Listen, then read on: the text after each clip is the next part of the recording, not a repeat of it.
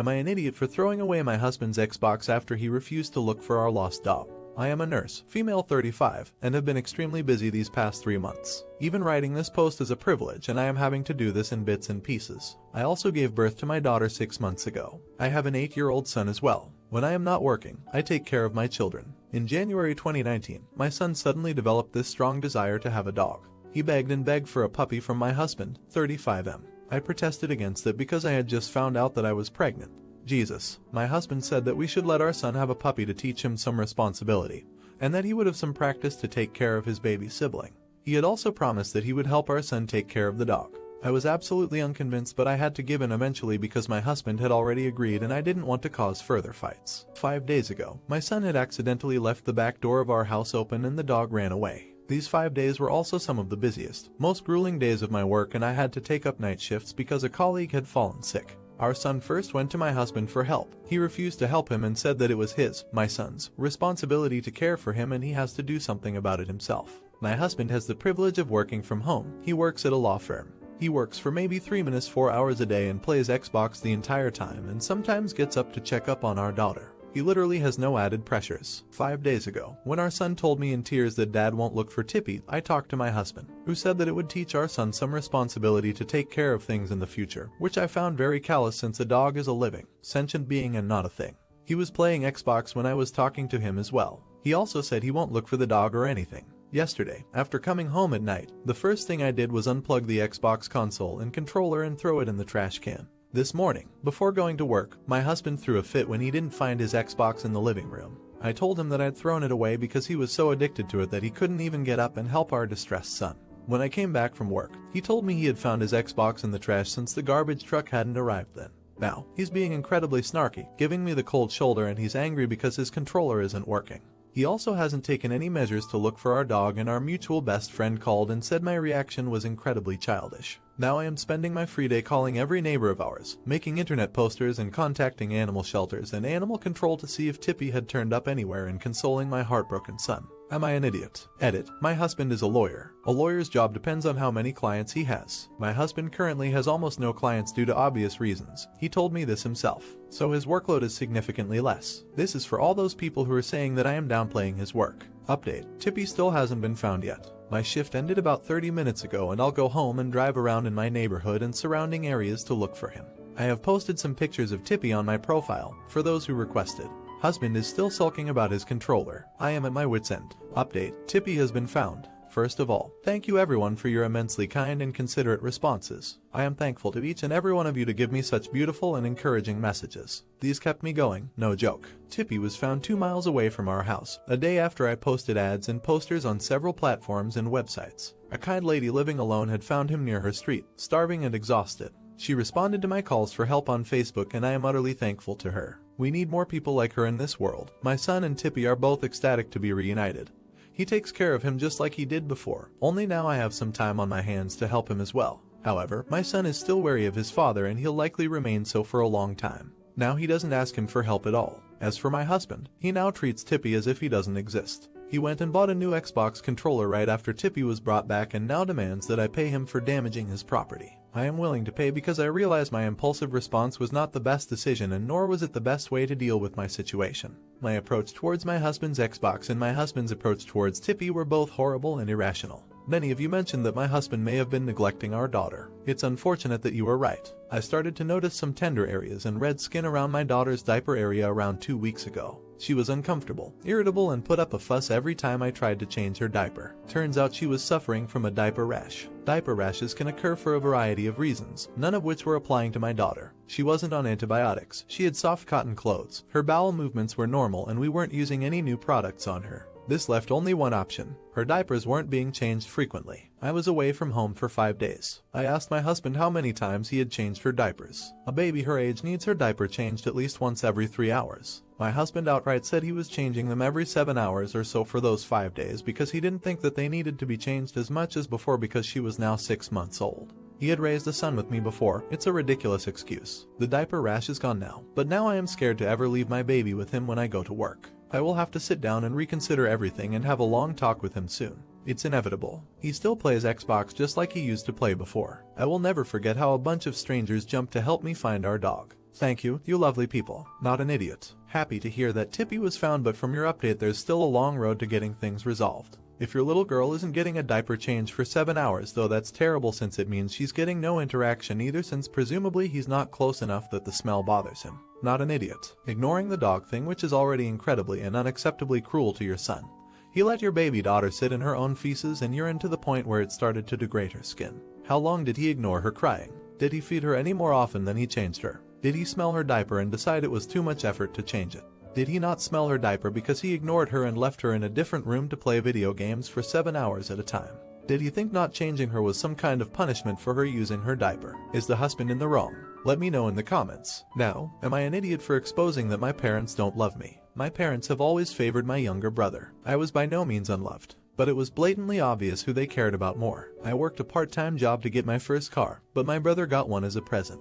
It wasn't new, but was much newer than my car. It was the same with just about anything else, like clothes, video games, and cell phones. I'm 18 and I'm taking a gap year before community college to work a full-time job and save money for tuition.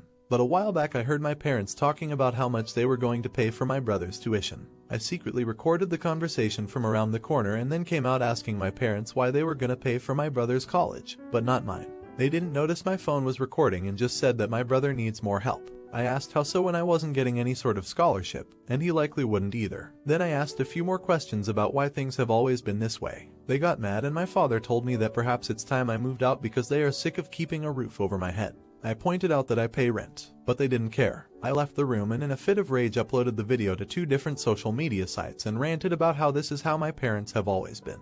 Well, for a few hours my parents were pounding at my door. My dad was screaming at me about how I made them look bad. We fought some more and they left the room fuming. My grandparents contacted me later and said they were appalled, then came to visit with a lot of the family the next day. There was a huge family intervention and my parents were made to sit on the couch and look at their feet while being told off. It was then I found out they'd been receiving money for years from my grandparents to help with family expenses. My brother looked like he didn't know what to do, so he sided with the rest of the family and said he's noticed how I'm treated as well. My parents gave me a huge apology that sounded forced. My grandparents have offered that I come live with them soon and will cut off the monthly payments to my parents. My father told me I should have never told the rest of the family and now won't talk to me. And my mother has been crying for days. So I'm starting to wonder if I went too far. So am I an idiot for exposing my parents' favoritism? Update. I decided to go ahead and call my grandparents to accept their offer to move in. During the phone call I asked them why there were monthly payments being sent to my parents. Turns out my parents were living beyond their means for a while because my mother quit her job to be a full-time stay-at-home mom.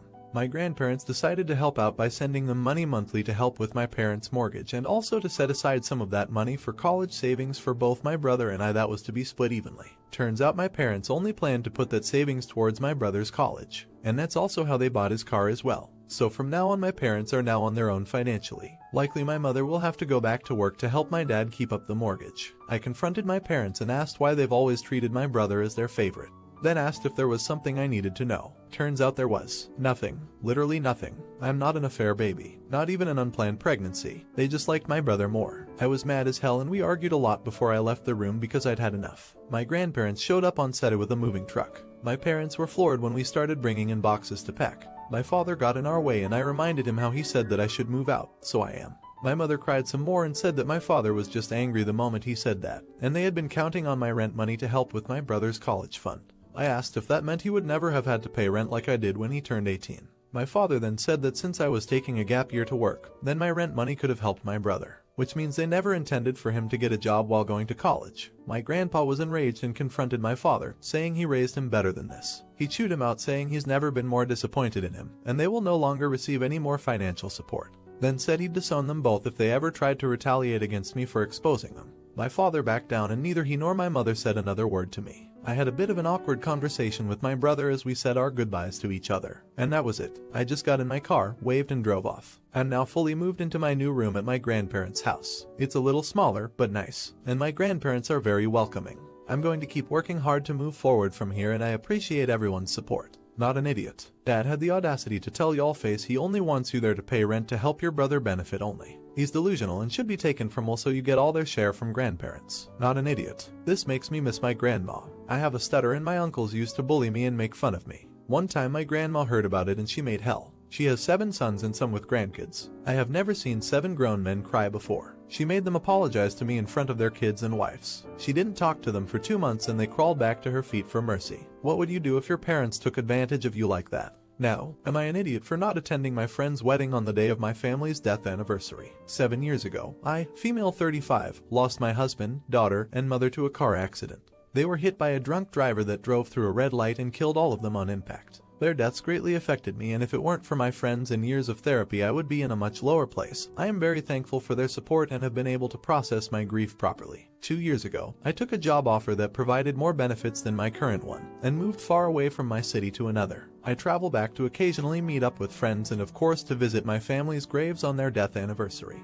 It is a 7-hour car drive, or around an hour by plane. Due to COVID, last year I drove to avoid contact with people and stayed at my old house. This year I plan to do the same thing but ran into an issue with my friend having her wedding in my old city. My friend Amy, 33 Fahrenheit, fake name, announced she was engaged last year to her boyfriend of 3 months. My friend group and I were quite shocked as we never even met him, nor did we know she was dating anyone as we usually tell each other, but nonetheless we congratulated her and were happy for her. They were supposed to have their wedding last year but couldn't due to COVID and postponed it to this year. We are not in the US BTW, and COVID cases are now less than 10 here in my country. We are allowed gatherings of less than 15 people, and that is what Amy decided to do for her wedding. About a week ago, Amy called me privately to tell me her plans for the wedding. She told me that she is having it on the same day of my family's death anniversary, and would like me to not visit their graves and just attend the wedding instead. I was quite shocked that the wedding was planned that specific day and questioned as to why she picked that day. Amy told me she just liked the date and told me that I can't just gatekeep a certain day. Then I asked her why can't I go visit my family's grave. She told me that she doesn't want my sadness and grief to take the attention at her wedding.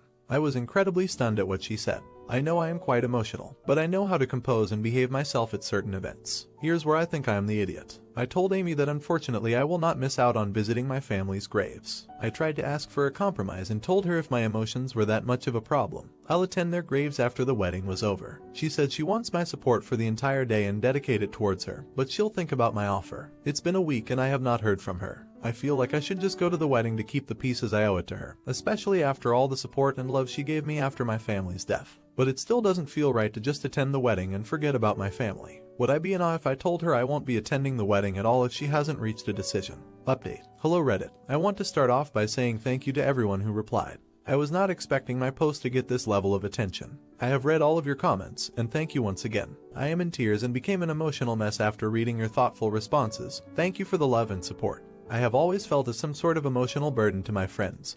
So thank you for your encouraging messages. I did what some of you suggested and called my other friends to let them know what Amy had asked of me. They were quite livid and angry with me as they had no idea what Amy was planning for the wedding.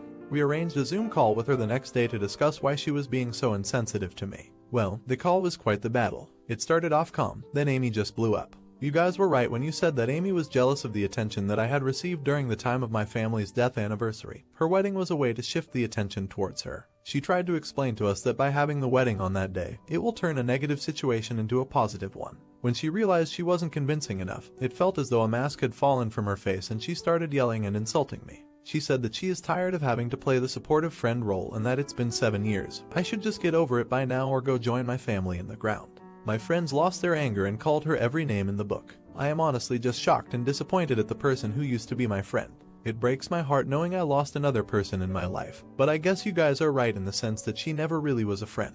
I now look back at our friendship and realized it was often one-sided on my part. I wish it didn't take me so long to realize it. No one in our friend group of 6 people is going to her wedding now. We have decided to go no contact with Amy and block her on all social media. My friends have offered to go visit my family's graves together with me. I accepted and we are now planning to also make a scrapbook with my family's pictures. For once I am actually looking forward to this day, and we'll start to plan more eventful activities like this. Thank you once again to everyone for helping me through this. And please remember, do not drink and drive. I am begging you, please don't. Please drink responsibly and drive safely everyone. Edit. I was once again not expecting this amount of attention. I am in literal tears. Thank you everyone for your kind words and sympathy. I appreciate your love and support. I don't think I deserve the awards you all have given me. Thank you kind strangers. Some are asking about Amy's fiancé and his thoughts. We haven't heard anything as we still haven't even met him. We tried several times to meet him last year, but something always came up. I guess we'll never know his true feelings. Not an idiot. Jealous of the support you got after everything you lost. Jesus Christ. Good riddance to bad rubbish there. Sorry that you had to go through this to find how bad she was though. Not an idiot. It shouldn't be so surprising to me. But with all the stories that get told here, I was more than happy to hear how your real friends had your back on this. Thank you for the update.